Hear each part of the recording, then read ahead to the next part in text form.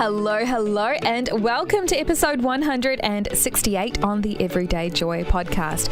The incredible Andrea posted a PDF titled Who I Am in Christ off the back of episode 163 on the Facebook page. So maybe for you, episode 163 really spoke to you. It's titled Bullying and Harsh Words, and it was the episode we did with Riley Clemens. So if that's something that really speaks to you, go ahead, download it, stick it on your fridge. That's what Andrea did, and she said that it really helped transform her mind and helped her visually be reminded of who she is. Identity is such a huge thing, right?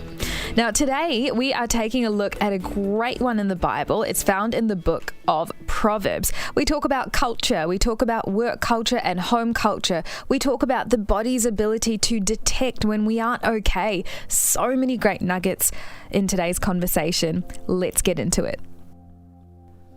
It's better to eat little where there is love than to eat a lot where there is hate. That's from Proverbs chapter 15, verse 17 in the ERV. Wrapping up the week, I've got Adam here in studio. Hello, Adam. Hello, happy Friday, Joy. Now, something, I don't know if we've actually touched on this before, but we're both Kiwis. Absolutely. Yes. So tell me a little bit of your upbringing, because we totally went there with your first child. We went there with your bike riding escapades on yesterday's episode. But like, which part of New Zealand are you from, and are your parents Kiwi as well? My parents are both Kiwi. I was born in Auckland and lived there till I was about 4 or 5. But still, it's been in Australia ever since, but still a Kiwi at heart. You actually still have a bit of a Kiwi accent. That's surprising. How did you keep yours? No idea. Not intentional. It just happens to be there. You're like, I just retain things really well. Meanwhile, I'm a bit of a dialect chameleon. You should hear me talk on the phone with my parents. I have the strongest Indian accent. I used to have this whole identity crisis whenever my parents would call me while I was around my school friends. I'd be like, I have to take this call. I didn't know how to put the two worlds together, so I physically had to move spaces. That could be a topic for another day. Today we're taking a look at food, kind of. Proverbs 15:17. It's better to eat a little where there is love than to eat a lot where there is hate. This one is so good. I just get the best image when I listen to this verse being read aloud, because we've all been at a place where the service is awful or the people are awful and the food's great, but you're just itching to get out. Like, as great as the food is, there's nothing like the culture and the environment that you're in to make it turn sour. And we've all been in situations where someone said, here, have this crusty biscuit, and you're just like, yes, because the vibes are awesome. So that's my first impression. I just think it's such a great visual. What about you? I love the book of Proverbs. I think it's one of my favourites in the entire Bible. It's just so full of wisdom. But when I read this verse, what stands out to me is kind of how important the environment that we put ourselves in is, and that we need to be really wise about where we put ourselves and the company we keep, and particularly the culture in which we find ourselves in. Culture is a big word. We've heard it a lot over the last decade, especially in the workplace. That's become a huge thing, and I'm actually really glad we are talking about it more, because it has a huge impact on whether someone feels a sense of belonging, whether someone wants to continue operating at their best. So we're going to get into this a little bit later. But for now, Adam, what does this verse tell you about who God is or what he values? Yeah, I think this verse for me, it really highlights that God's concerned not so much about kind of what we have or how much kind of earthly value we find in it, but he's actually concerned about the environment and the culture, as we're talking about, that we received it from. This verse has the word love in it, and it says, it's better to eat where there is love. Love is a really hard word to kind of describe, but if we look at the opposite and we look at the hate side of it, hate is anything that leaves you being unhappy or bitter or angry or resentment. So I think this verse is kind of saying, if you're involved in anything that's leaving you feeling that way, then that's really not what God wants for you. Wow. And I think I will challenge that a little bit. Yeah. Sometimes you walk through seasons where you are in an environment where it's not the greatest, but you're the one who brings the light. You're the one God's placed there to change the environment around you. So I will say that don't just walk out of an environment. If you're feeling all of those things, first ask the question, are you the one to actually be the change in that environment? But I will also say you can't stay in that environment forever without it damaging you. Yeah, God hasn't designed us to live in there. There's always times where we're going to be unhappy or frustrated or bad things happen, which we talked about in an earlier episode actually, but God doesn't want you to stay and live in that kind of environment. Yeah, because we were not created for that. Yeah. And we look at some really great men and women of the faith, and they were sent into some really difficult situations. I mean, you look at Mother Teresa, you look at C.S. Lewis, you look at D.L. Moody. I mean, they all had spaces in their lives, Corrie ten Boom, right? But they couldn't do that day in, day out. They needed to have an environment or a safe place, a sanctuary where they as themselves needed to receive from God and then go out and give in those spaces. Great. I'm so glad we're talking about this. So, Adam, do you have a story in your life where you experienced bad culture, or when you experienced that point? Because we touched on, well, sometimes you're there for a reason. Yeah. And you'll know if that's the space that you're in. But what if it's the reverse? You find yourself in a space where you feel bitter, you feel angry, you feel resentment, you feel undervalued? Yeah, sure. Yeah. And we talked about this a few episodes ago as well, but a previous job that I was in kind of left me exactly in that situation. And it was just like what we're talking about. While I stayed the course for a while because I thought it was, this is where I was being called to be, and, God wanted to do a work in that space. In the end, it kind of got to a point where it was just too much. And it was detracting from my journey with God. And so this job, I was quite high up, kind of in the management, and I was responsible for quite a lot, and I was accountable for a lot of things, but I wasn't actually given the authority over those things. So other people were able to make decisions which I was accountable for, even if they were bad decisions.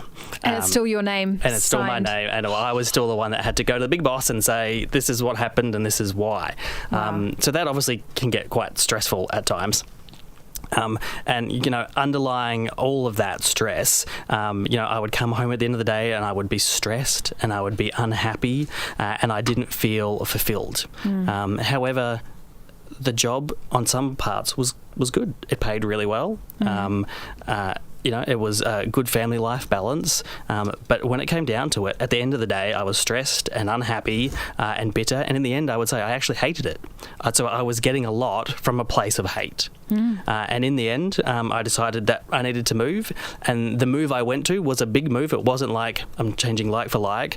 I actually took like a third of a pay cut. Wow. And we were like a single income house, right? So that was like a massive thing to do. But when I moved, in the end, I decided to take that third of a pay cut. And I don't even worry about the money.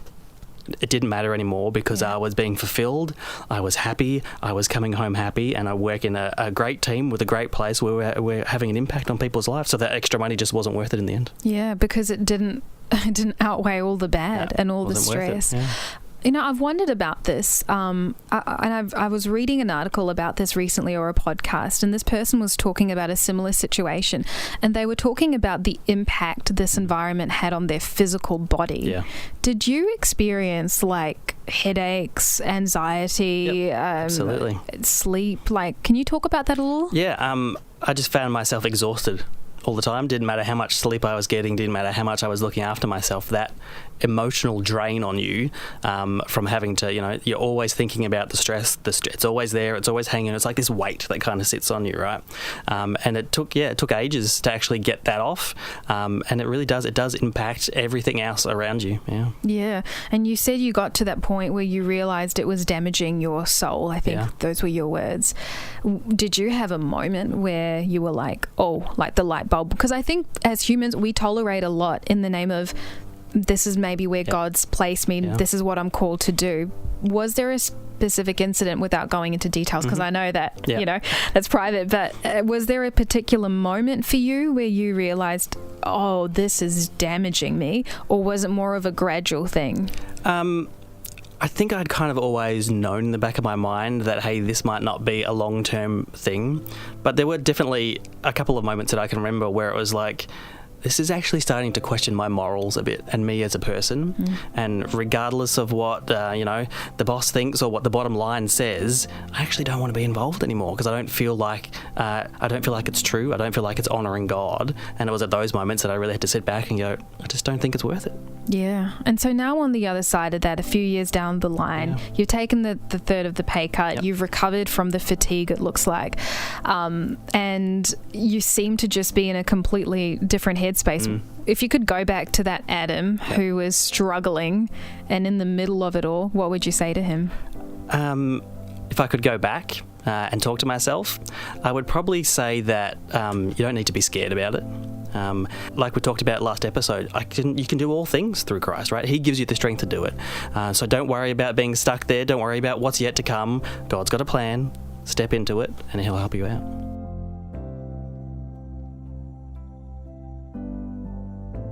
Proverbs chapter 15, verse 17, it is better to eat a little where there is love than to eat a whole lot where there is hate.